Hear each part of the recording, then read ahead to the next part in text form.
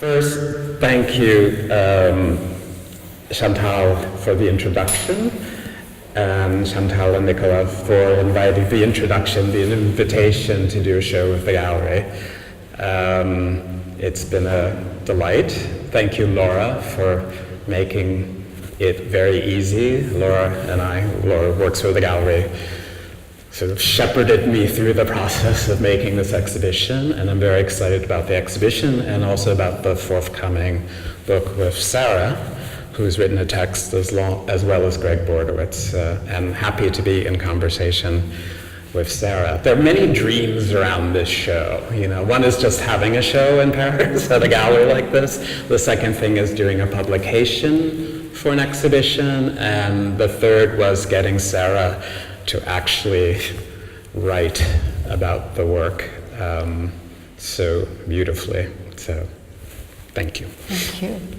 Well, same for me. The first thing is to say thank you so much to Chantal, to Nicolas, Thomas, Laura for all the help. They've been fantastic to work with. And above all, thank you to Glenn for his generosity in opening the doors of his studio and for engaging in a conversation that has really helped me think more deeply about his work in ways that I think are fascinating to follow.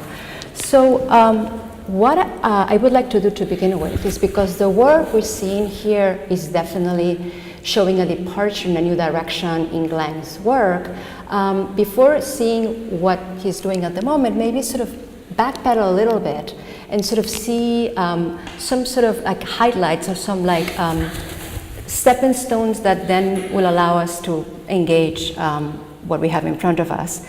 And the first thing that I'd like to maybe ask Glenn to talk a little bit about is his relationship to language and to text, and in a very specific way, in the sense that the way in which Glenn's work is very much an immersion into language as a liquid, as if it was a sort of a paint.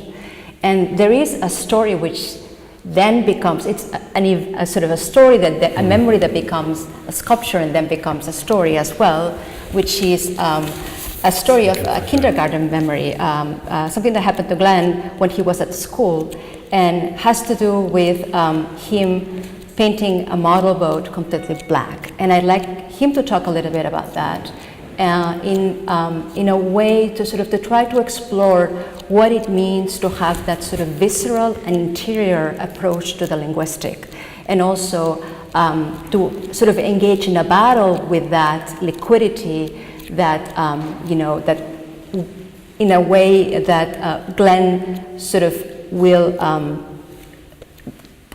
struggle with the notion of language as a source of subjection, but also will play with language as a source of pleasure and a source of imagination and, an expanding conversation with literature, which is really important to you. So you could speak of that anecdote, which is a very painterly gesture, like painting the model but completely black as a sort of reaction and resistance and making it completely opaque. That'd be wonderful. Right. It's a strange story because when I was a child, so maybe when I was 8 or 9 years old, we had art classes in my school. And in art class, you do things like make things. That's what art classes are. You make things. And I was obsessed with a movie called The Night to Remember, which is about the sinking of the Titanic. In the United States, this would come on during national holiday, Thanksgiving, every year. One particular TV station would play A Night to Remember. Why it had some relationship to the founding of the country, the Pilgrims, I have no idea, but every year they would play A Night to Remember, the story of the sinking of the Titanic. And I loved the boat and I loved the sinking and all of it. So in arts class in school, we were making paper mache objects, and I decided to make the Titanic out of cardboard and covered in paper mache with the 4 smokestacks. And I painted, and then when it was finished, the teacher of the class asked us to paint our creations. And so I painted my boat, I think, orange on the bottom and blue on the top. So orange on the hull, and the deck and the smokestacks were blue. And when the teacher came back, she said, she sort of looked disapprovingly and said, this is also, remember that I'm 8, 9 years old, and said, those are very ugly colors.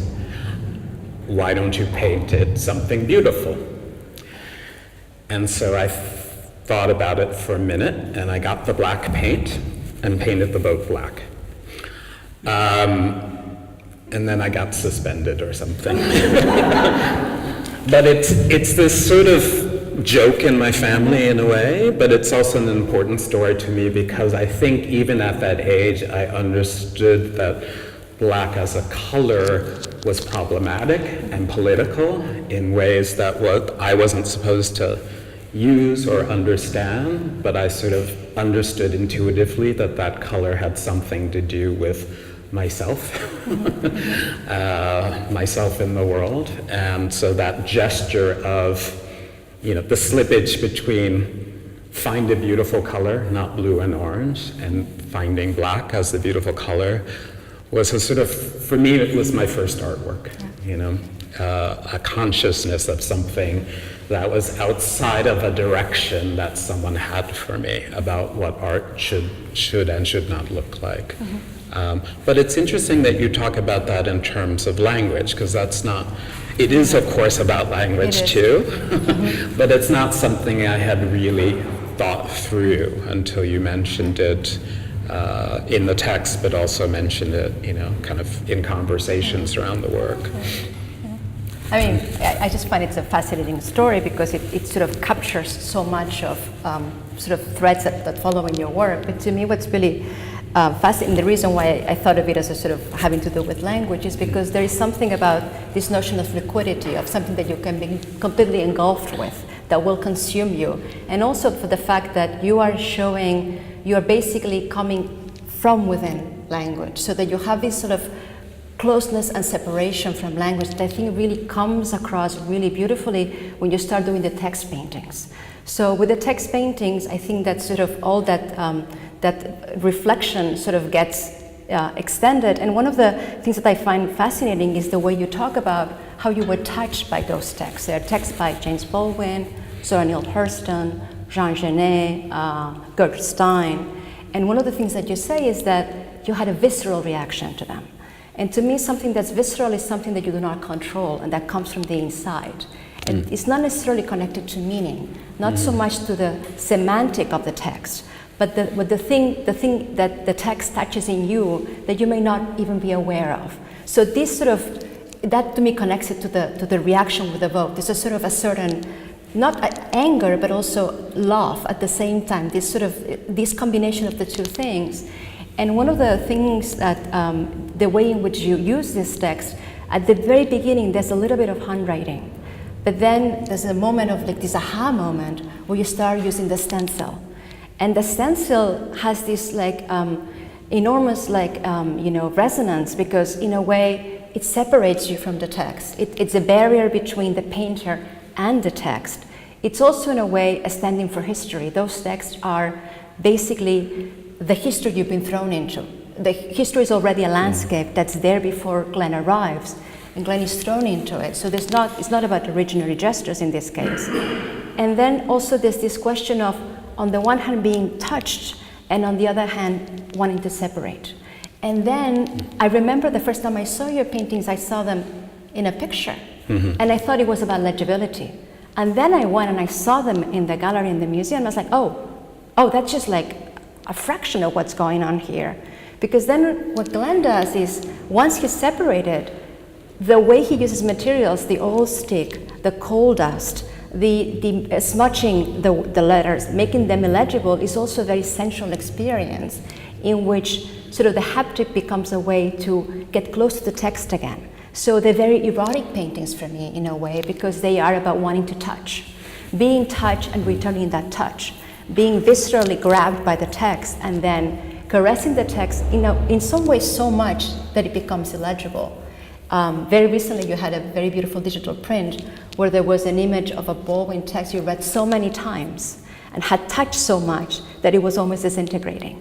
So one of the things that I like us to talk about is this question of your relationship to reading and painting, because it seems to me that one of the things that I always kind of put together is you are a fantastic reader, a very incredibly well-read person, but also there's something about the way the love of literature and the insistence on defining yourself as a painter, to me, are connected. Mm-hmm. And I would like to sort of talk about the relationship between reading and painting. For somebody of your generation saying, I am most of all a painter, Glenn could be anything. He's done installation, he's done video work, he could define himself as a sort of extended version of the artist, yet he insists, I am a painter. And I think there's a provocation there that also has to do with your relationship maybe to reading. And I wanted to see if we could expand on that. Lots of things to think about. One, starting with the idea of using stencils, because all the text in the painting is quotation, and in the very early paintings, a lot of the texts had the word I in them. You know, maybe it's probably going to be hard to see, but there's a book here that has an illustration. We'll just hold it open and maybe pass it around or something. So, an early painting, it says, I remember the very day I became colored. It's a close-up of this painting, and it's stenciled oil sticks on a panel, and it starts at the top of a door-sized panel and repeats to the bottom. So it's about repetition and stenciling. But the stenciling for me, because all of the work starts with quotations, as you mentioned, Genet in this case, or Neil Hurston, a writer of the Harlem Renaissance, James Baldwin, Gertrude Stein, it all starts with other people's text. And it started, as you said, with handwriting, but somehow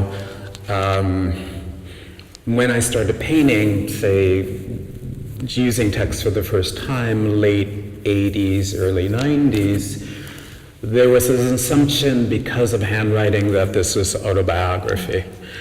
And I moved away from that for many reasons. One, because it wasn't autobiography. It was someone else's text that I was inhabiting. Mm-hmm. But I would argue, I guess, there is a confusion. If you see a painting that says I in it, you assume the author of the text is the maker of the painting, but that confusion between the two was what was interesting to me. But also, I think it's at a moment when there's this sort of interest in the United States, a kind of groundswell of work by artists of color being shown.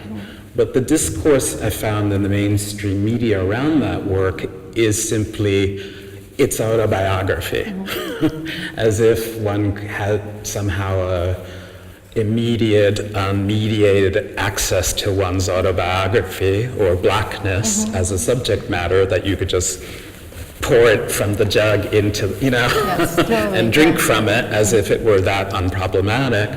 And then somehow the work was just about my black identity, in exclusion of any other subject matter that might be there. And I found the problem of people thinking that the work was autobiographical let them slip into a very easy digestion of the work. Oh, it's about his blackness.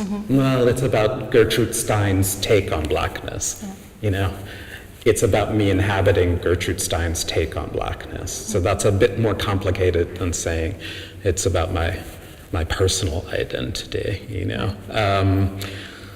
So that's when the stencils came, but also the stencils are efficient, and the thing about the repetition that I often use in the work, and you see it in the drawings there, is that it allows many things to happen. It allows a text that is known to change into something unknown.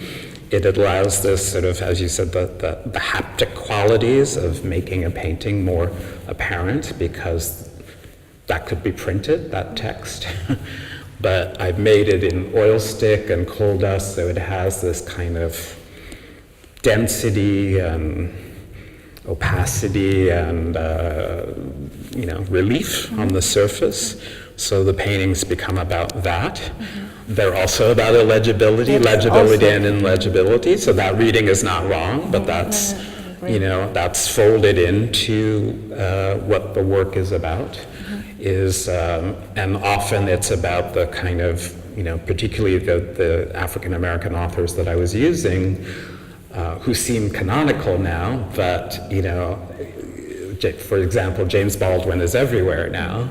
But in 1991, James Baldwin was not everywhere. And so, or Zora Neale Hurston, so in a way it's about pulling these texts back to the present and sort of rediscovering them, putting them out in the world in a certain kind of way.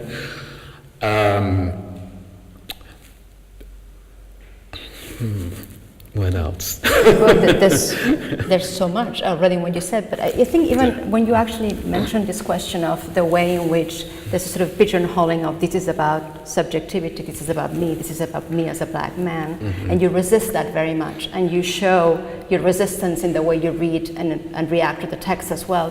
But you also do something that's quite wonderful, which is you use that sort of blackness that comes from Ellison, which is actually a sort of idea that within the color there is difference. So there's a colorism of black that somehow also transposes into an intellectual adventure, which is about finding opacity as something that one solicits. One doesn't run away from opacity, one searches it and desires it. So there is a number of layers. On the one hand, history is very much there, and you don't shy away from it. The political weight and the inheritance, which is a heavy inheritance, is very much there, but that's only part of the story. But then there's an abstraction of blackness into something of a universal that is actually a rewriting of a universal that's not there yet, because it actually contains a number of possibilities of what it means to be black. So in the case of, say, the question of queerness, the question of black masculinity, the question of the way that Baldwin or Pryor are important to you, because these are men who basically opened up the possibilities of what it meant to be a black man. And so within what you think to be one thing, there's many. So I think one of the things that you do with opacity is almost like, in the way I read your work, and I think it actually goes all the way through, it's opacity is almost a call for a different kind of universal in which the connection is singularity. It is precisely that thing that makes you different from everybody else. And from that, you can abstract. And I think the question of abstraction is really interesting in your work as well, because you began as an abstract painter. And, Chantal was talking about Greg Bordovich and the fact that he wrote a book about the piece, I Am a Man. And I'd like to talk about layering. The fact that the piece that has the word I, which of course is not you saying I am a man, is you quoting a poster that protesters of the sanitation department carried in the 60s. So Glenn has a series of paintings with that phrase, but upon the X-rays, I think it's Smithsonian, right? They did an X-ray, and they found out that under that script there is an abstract painting, and then there is a layer of black paint again, which is, if you think about a painting that in the end is going to have a white, sort of whitish surface, it's a very strange choice to make. So this is there is layers upon layers, and then opacity is trapped within.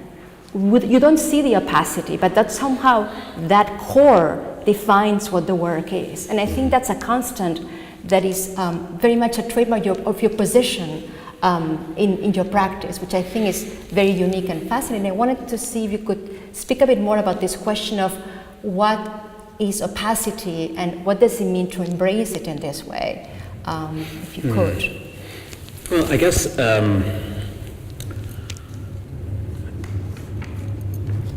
let me maybe veer a little bit in the definition of opacity, because I think in terms of thinking about my relationship to that sign carried by these protesters in '68 to come to Memphis, Tennessee, to support more, to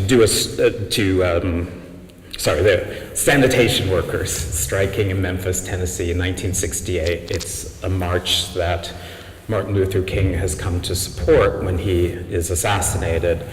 And these striking sanitation workers carry these signs that say, "I'm a man."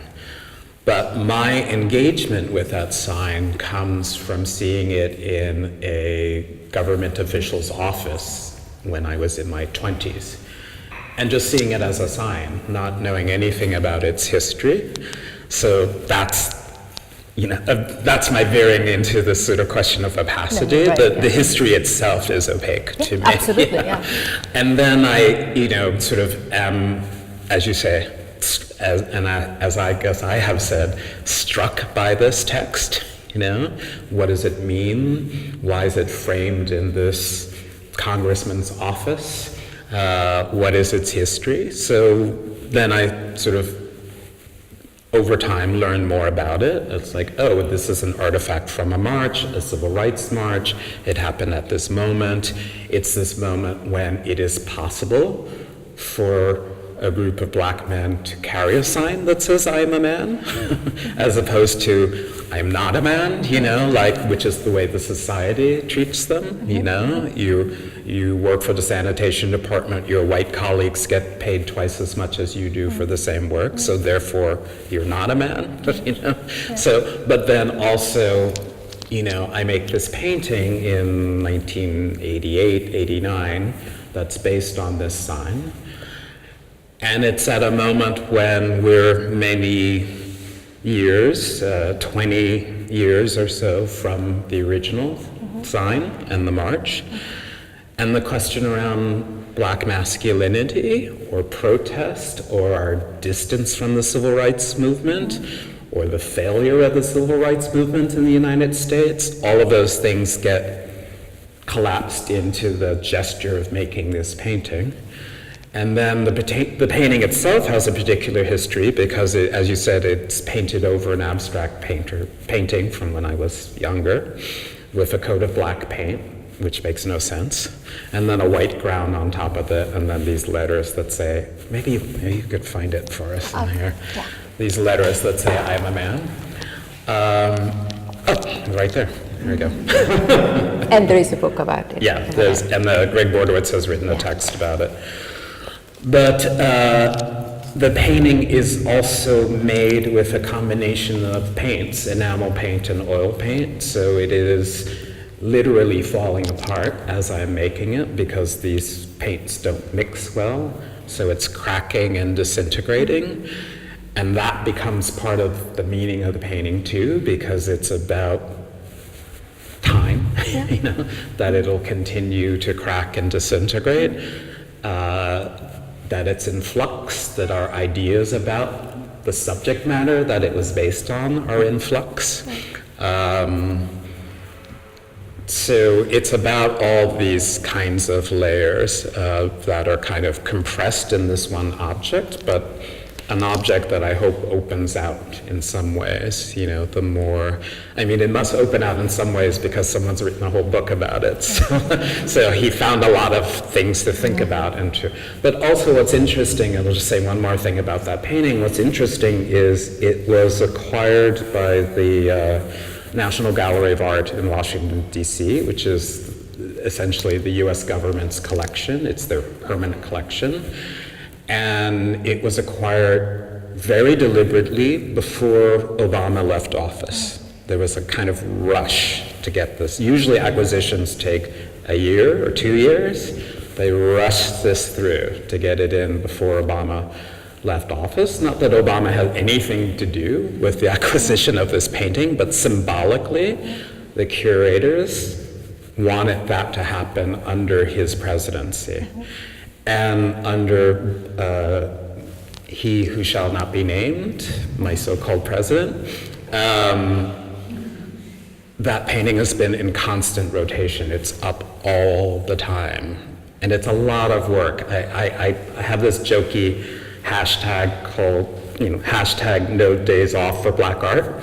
And because this painting is up all the time, and it's very, it's in the National Museum on the Mall in Washington, D.C. It's 20 minutes from the White House, but it has to do a lot of work. It's positioned in a lot of different kinds of shows. And the text that Greg writes about it is in part response to going to Washington and interacting with it in the context of an exhibition. I feel like I'm answering a fourth of your question. No, but the thing is, because the work is so rich, could be talking about one single painting for 2 hours, and we could still have many. We won't do that. We won't do that, but we could. But we could. Yes, it's just like, and every time that you answer, there's more to the things you're saying. The fact that when you mentioned, and I heard the story, I'm sorry. that you'd seen that painting, but at that time you did not know. There's something about the way in which there's a responsibility to the opacity of history. And I want to talk a little bit about the question of politics, not about political art, but about the political responsibility, in the sense that there's a resistance to your layered painting. The fact that you are also making those texts an object in a way that basically resists the viewer because it has a within that's very clear to you. It is not just a surface. There is an inside of the object. And the idea that there is this resistance is the side of history, that you actually are part of this history, like it or not.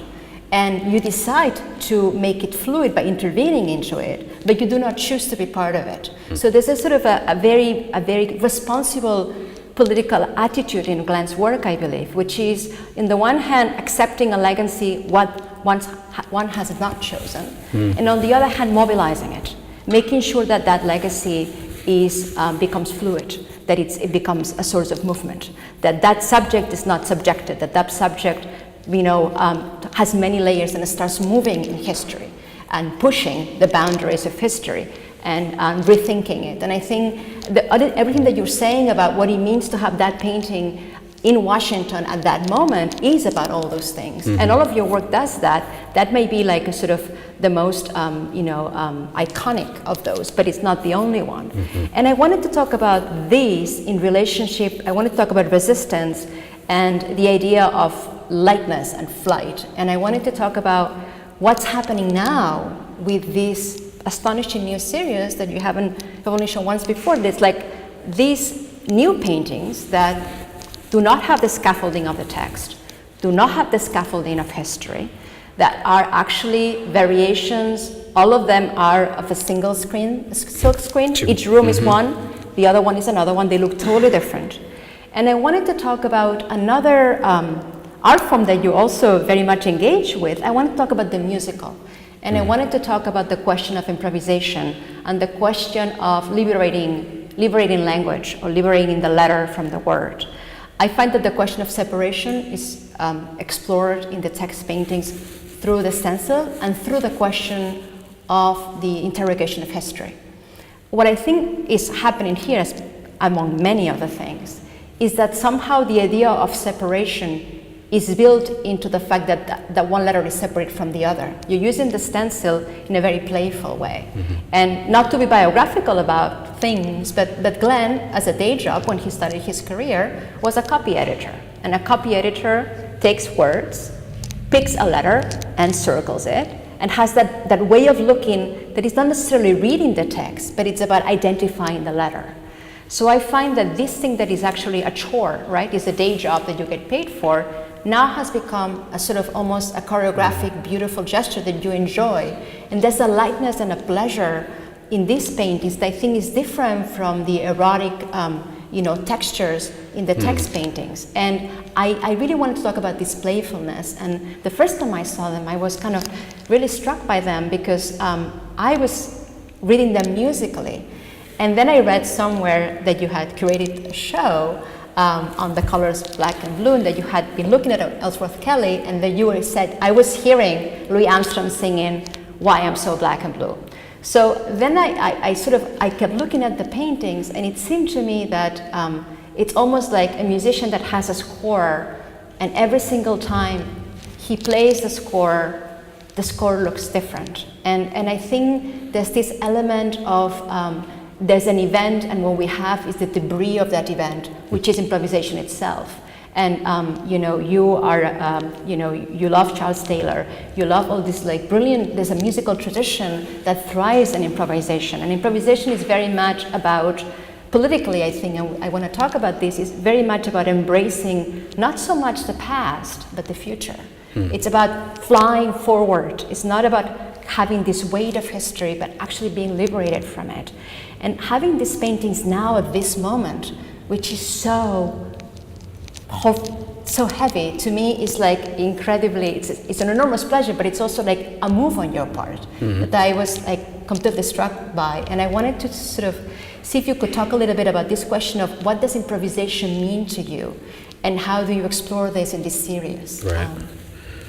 Well, first let me say that what you said about proofreading is interesting, and I hadn't really thought about it that way. When you read a document, I work for a law firm, so I'm not really reading these documents because I don't understand them. But you're looking for mistakes. That's what a proofreader does. You're looking for the mistake, which is a different kind of reading, And it's very interesting to think about that in relationship to these paintings, particularly the black paintings, because in some of these paintings, what's blacked out is the mistake, the part of the composition that doesn't work, and so I black it out. So that's I hadn't thought about that, but that's very super interesting. But it's really interesting that the blackened letters are the ones that are inscribed, are the ones that are not in flight, are the ones that this is sort of, if you think about the way in which you treat history, that gesture also embeds the letter in the canvas. So there is different, there's lightness and combinations between lightness and groupings that also, I think, speak to what you're saying. Well, I think, in terms of the text paintings that start with a text, there's a responsibility to that text. So that response,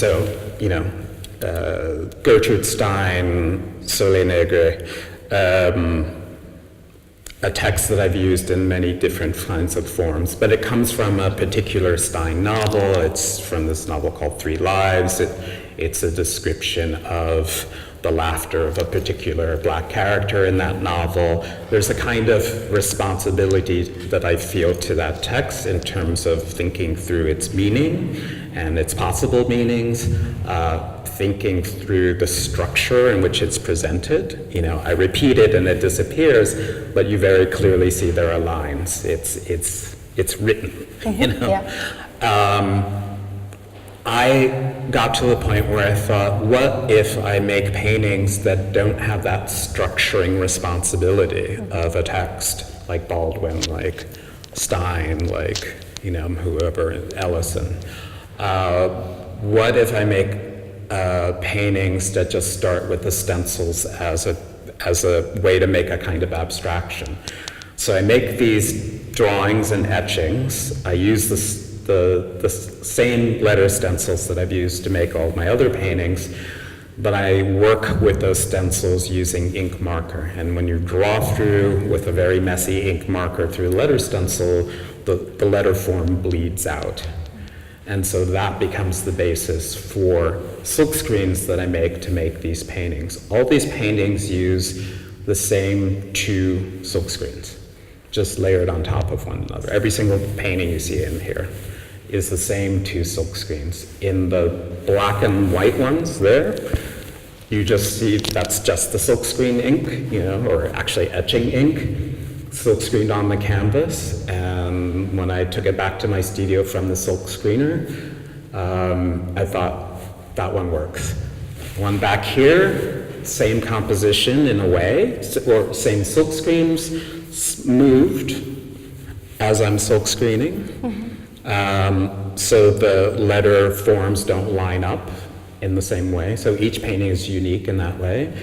But I didn't like the composition so much, so I started editing by using ink marker and basically crossing out or circling things that I want to keep and crossing out the rest. So it's a very idiosyncratic process, but what's super interesting to me because I don't, I've been using stencils for a very long time, so I don't draw. And this is all about, in some ways, drawing. And the question of improvisation, Improvisation for me is about going hearing a musician like Jason Moran or Cecil Taylor, who we saw together at the Whitney, working with other people. So I'm improvising with the silk screeners. I'm there, we've got the screens. First they fuck up, they're like, oh, there's not enough pressure, that's why we're getting all these grays, do you want us to reprint it? And I was like, like the grays, let's figure out how to keep that, So it's working with them, and then they start to think they know what I want, and then they start fucking up and making bad paintings, because they think I know, they think they know what I want, and I say like, okay, I've got to figure out a new trick for them to keep them off balance, because they've got to fuck up in a different way now, Someone said that there's a beautiful lecture online by George Lewis, a scholar and a jazz musician, and he's talking to another musician who asks, is there mistakes in improvisation? And the other musician says, a mistake is missing the chance, because improvisation happens in time, and if you miss the chance to jump in at that note, it's gone, you can't go back, And it's like that at the silk screeners. The only thing is I can sort of go back because I take them to my studio and say, that painting looked good at the silk screeners, but it's not so good. Let's put the black, let's do the solo part. and work, the ink on top of it. But it's a funny moment to do these paintings, as you say, politically. I sort of feel like improvisation is an interesting gesture because you're working with people. You don't know the outcome. You have to unthink your ways of working. I set up a structure for them. There are two silk screens. We always know what the instruments are, those two silk screens or the letter forms, but the way they are combined changes in each painting. Or I say, let's skip the bottom half of this silk screen and just see what happens, or let's skip the top half, or whatever. Let's add more ink, or let's print it again right on top, or whatever. So it is this process of improvising with them and giving over a kind of control of their work in order to get something new, which is different than me in my studio making a text painting where I kind of control, what the line breaks, the density of the ink and all of that. But it was a big question for me at this moment in the United States when we're in kind of crisis. Is this the moment to do these kinds of paintings? And I don't know if I have a good answer to that, but I think it's the moment to do the kind of process to make these paintings. And there seemed to be, to me, no text in a way that responds to this moment in America. It's because everything is sort of, in a way I think it's synecdoche, the name of a piece by a friend, the part representing the whole. Donald Trump is not the problem, he's just a part,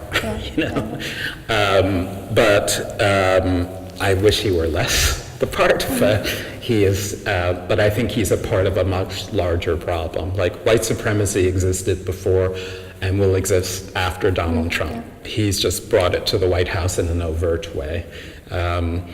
But in terms of thinking about this work, which has been coming for many years, this work, I started thinking of this work under the last presidency, Obama, so it's not like No, it's not a real. But it is an interesting question of improvisation sort of politically, like what it means to do that. To me, in terms of when we talk about politically and the fact that you have sort of a responsible approach to the political question throughout your career, the first thing I thought about when I saw these paintings is that the temporality has changed. That somehow what you have here is not so much an engagement with history and the possibilities of mobilizing that history, but rather the possibilities of a preposition, the possibilities of verbalization of language, making language unintelligible again so it becomes a new language. So to me, it's almost like I feel like I'm seeing encryptions. I feel like I'm seeing like codes for a possible, like almost like the way that you work with your at the silk screen at the printer, but also the way in which the clusters of the letters create groups and then separate from one another. The idea that it is about the relationship between the many and the one. The fact that you return to abstraction, but this abstraction is very much about separation and differentiation. That it is not about the semantics of language, but language as an abstraction of the world that is also playful and has possibilities that lie in the future. There's something about musical improvisation which is always, it is the antidote for the identification, right? You're always becoming another. You're always anticipating the moment that will come after. And I would like, we could talk about this specific series forever, but I would like you to sort of talk about what it meant to let go of text. And you mentioned Gertrude Stein. And I wanted to sort of open a different chapter, which is the one that has to do with your work with neons and the use of text and script in neons. And what's interesting is also that the quote that we have here, the Negro Sunshine, is your first neon, right? And it's also interesting that, the use of black paint in, the use of language and black paint and light in these sculptures, in these neon sculptures. There's something about this tension and wanting to have, light come out of opacity. The light basically coming from the inside of the black color, basically realizing something that's impossible, which is having black light. And you figuring out that the way to do that is by painting it black, which is what you basically did it with the model boat. So there's this return to this gesture that's almost like not a chosen gesture, but the only way to do it, which I think is interesting. And I was thinking of, in the neons that we have here, for the first time, you let go of language altogether. You let go of the idea of a script. There are no words here. And in the same way that here you have this lightness and improvisation, we have these two large neons that are figurative. And you also, of course, never let go of the textual, because you are engaging in the title of the piece with Pasolini and a project that he had in 1968 that he never finished, that was called Poems Notes for a Poem on the Third World. And of course, this is done at the height of the political struggle across globally.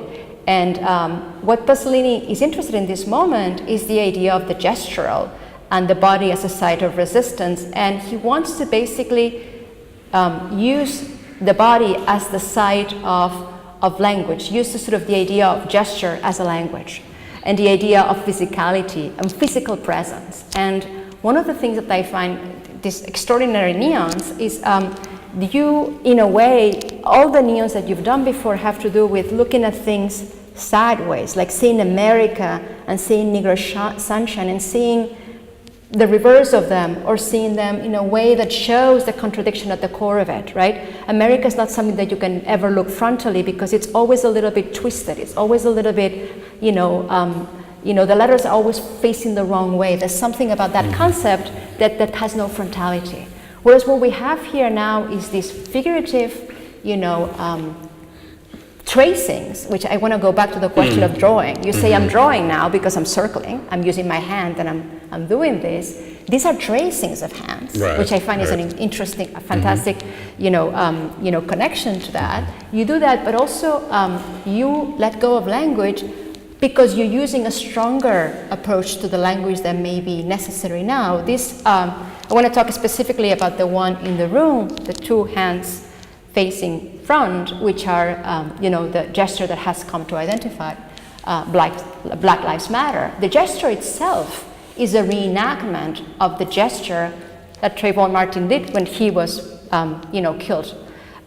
So basically, it's in a demonstration, there's a collective performance, it's a reenactment of a gesture, of a last gesture.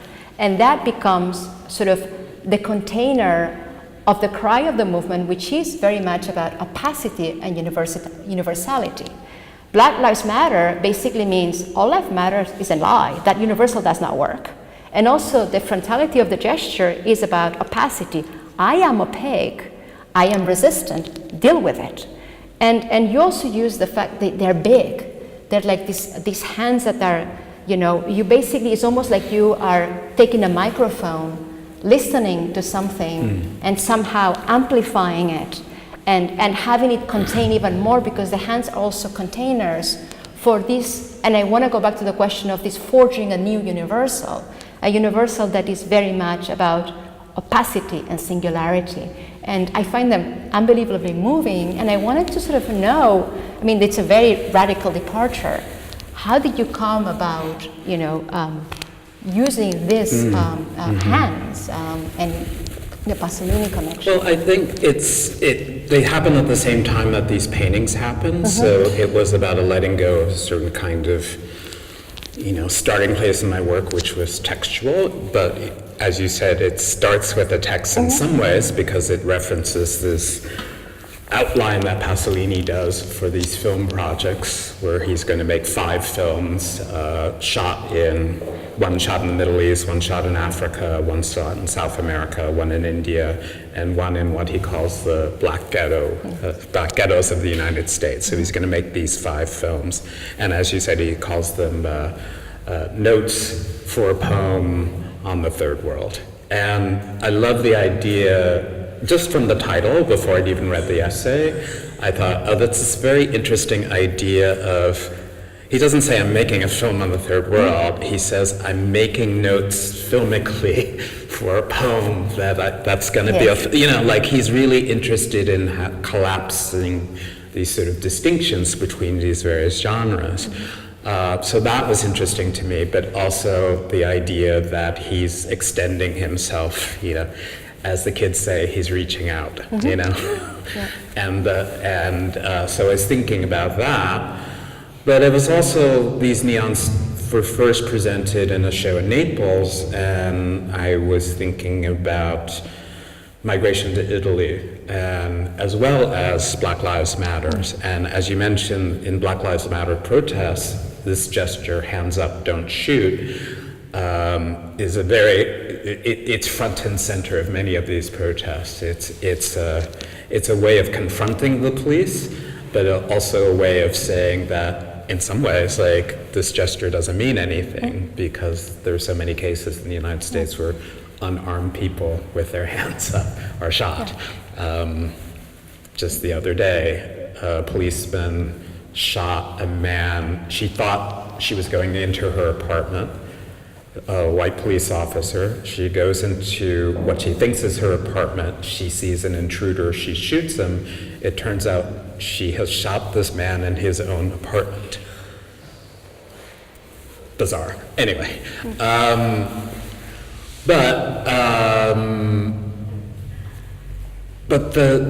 So the hands started with these kinds of thinking about gestures and thinking about gestures as a language and thinking about this outline of hands as being something that people, comes from this too, A work of mine from '96 that's based on an image of a protest in Washington, D.C., where this sea of hands, some clenched fists, some open palms, is there to be read.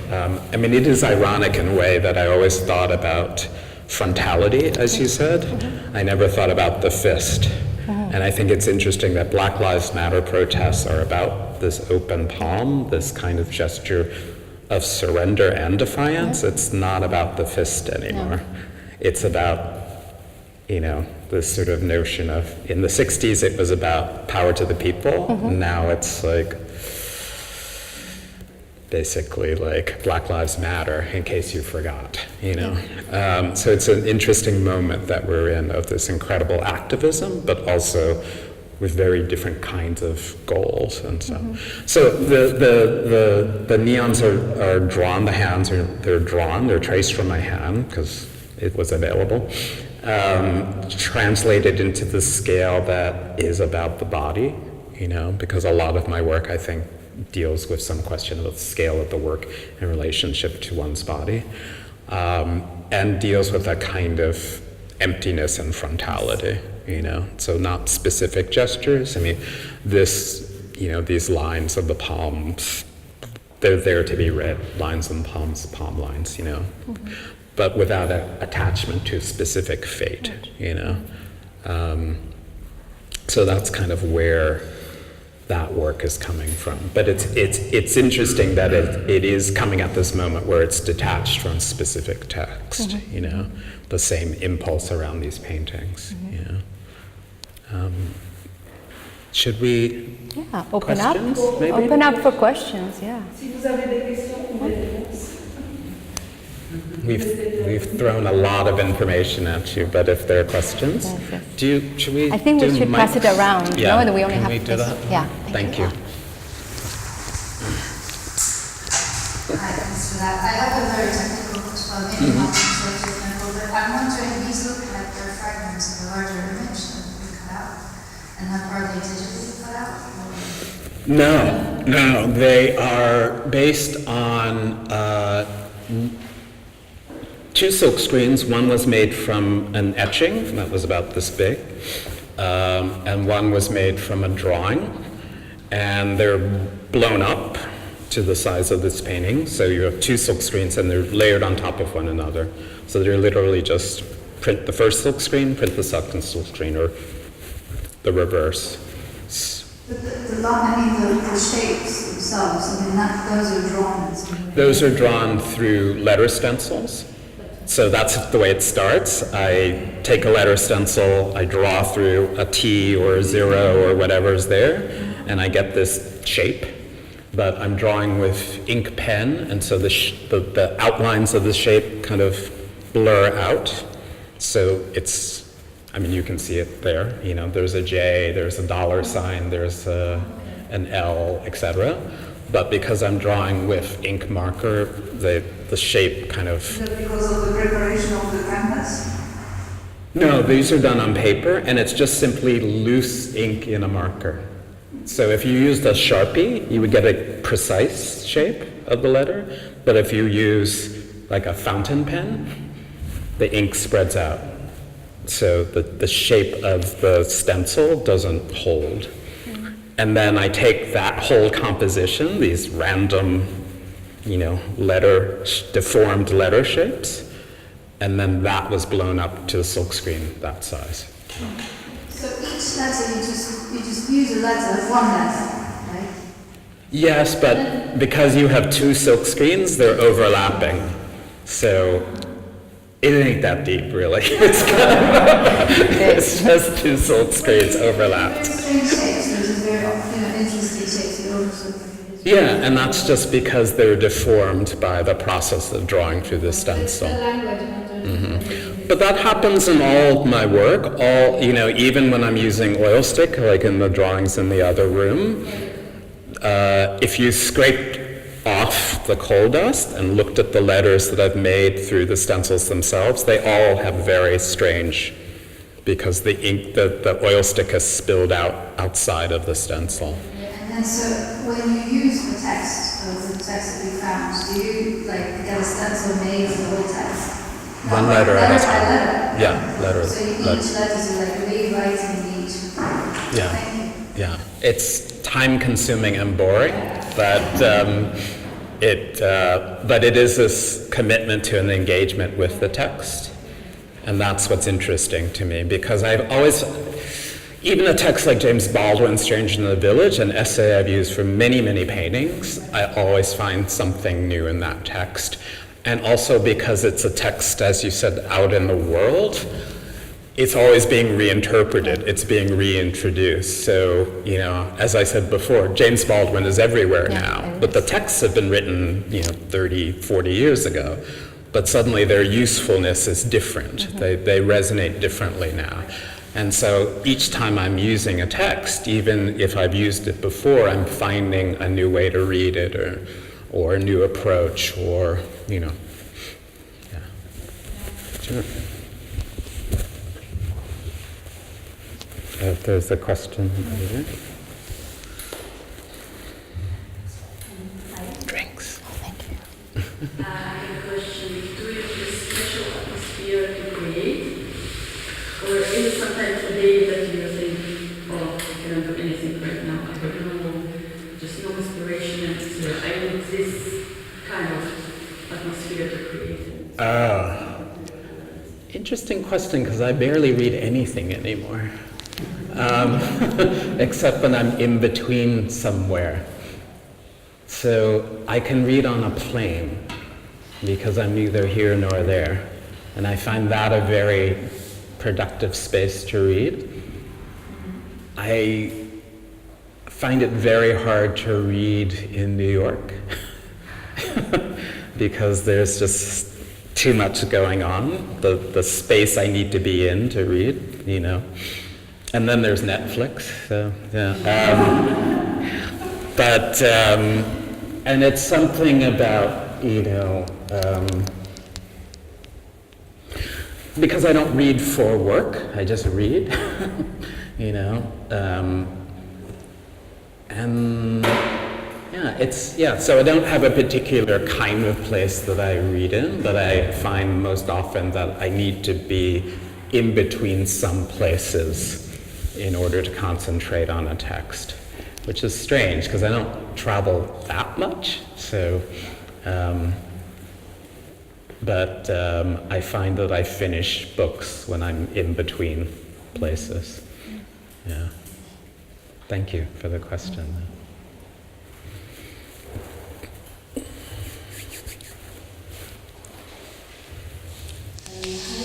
Hello. I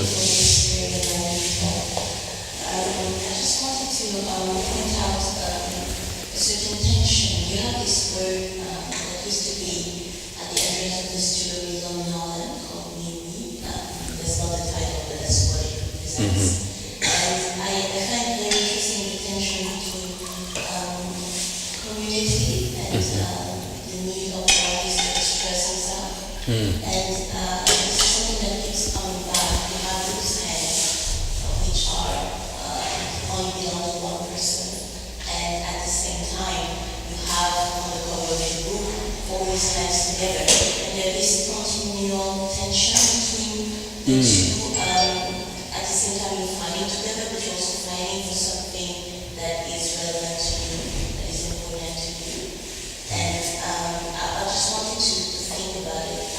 I find beautiful the way that, for example, African-American artists talk to each other, the friendships between the readers, the writers, the artists, and very specific individual approaches to art that enrich the dialogue.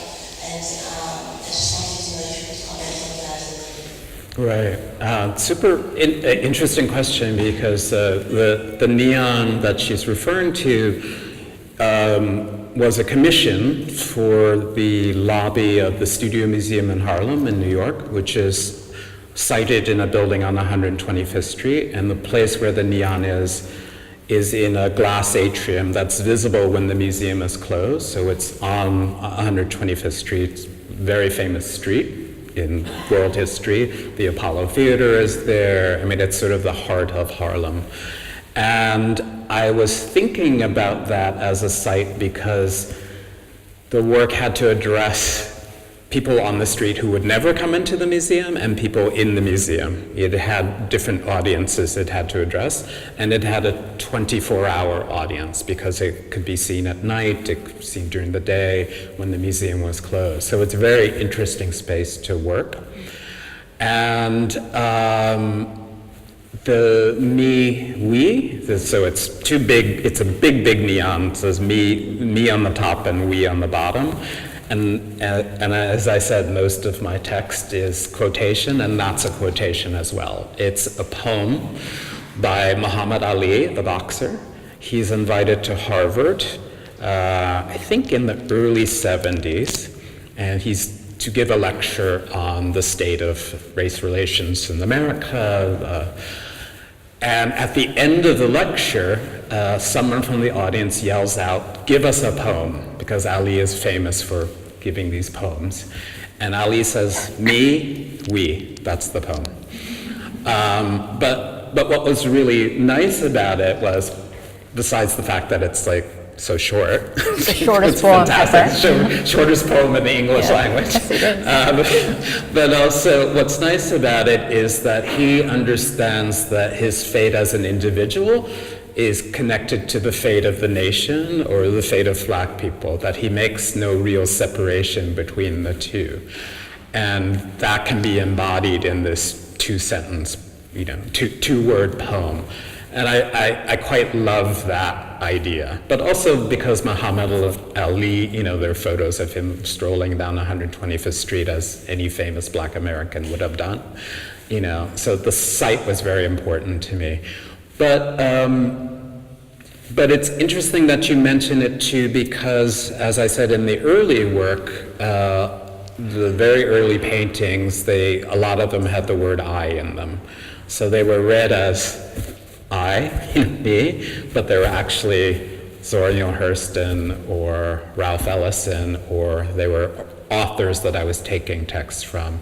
So that sort of collapsing of subject position between the author I'm quoting and me has been part of the work for a long, long time. And the other part of your question about the dialogues between artists, they're super, super important. I don't think of myself as a particularly good collaborator, I guess, but I think I listen to my friends, So when I talk to an artist like Lorna Simpson or Theastra Gates or a curator like Thelma Golden or a musician like Jason Moran, and they say something, I pay attention and I think about it in relationship to the work, how it may move the work forward, So this question of improvisation and music, it's really coming from thinking about working with Jason Moran, who did the score for a film that I did, a very abstract film that he made a kind of very beautiful kind of narrative score for. And suddenly the possibility of abstraction and narrative was there because Jason said, I looked at your abstract film and I played to the shadows in the film, but I played this particular variation on a vaudeville song from the turn of the century. And suddenly what I had made, this abstract film, had a narrative because Jason played narratively as if there was action going on.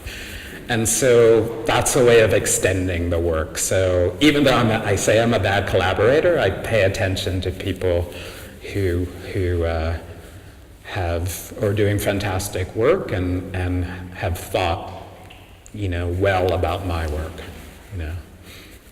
So thank you for the question. I don't want to keep you all here past the... We can have a drink, maybe. Drinks! Let's do that, drink. Perfect. Thank you so much. Thank you.